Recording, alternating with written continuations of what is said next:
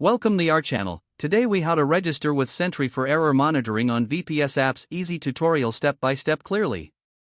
To register with Sentry for error monitoring on your VPS apps, start by visiting Sentry. Once there, click on the sign up button located at the top right corner of the page.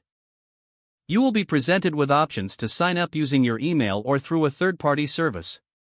Choose your preferred method and fill in the required information. If signing up with email, enter your name, email address, and create a password. After filling in the details, click on the Create Account button. Next, you will receive a confirmation email.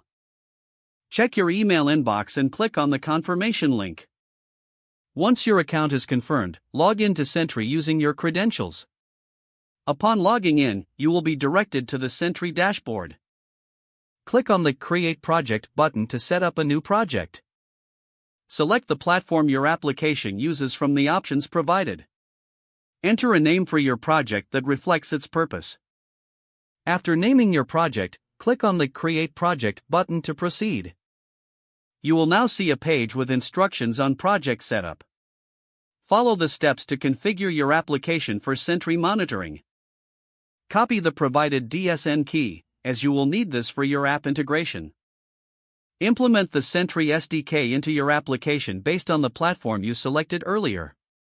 Once you have integrated the SDK, test the setup by generating a test error in your application. Return to the Sentry dashboard to confirm that the error appears in your project. Review the error details to ensure that everything is working as intended. Congratulations, you have successfully registered with Sentry for error monitoring on your VPS apps. If the page does not load, refresh the browser or try again in a private or incognito window. Make sure you are using the correct email address, then retype it carefully to avoid small typos. If your password is not accepted, use the reset option and create a new strong password you can remember. Check your spam folder for verification or security emails, then complete any requested confirmation steps.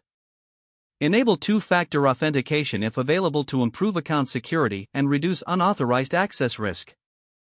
After signing in, review your profile details so your contact information and settings are accurate and current. Don't forget to like this video and subscribe to our channel for more step-by-step tech guides.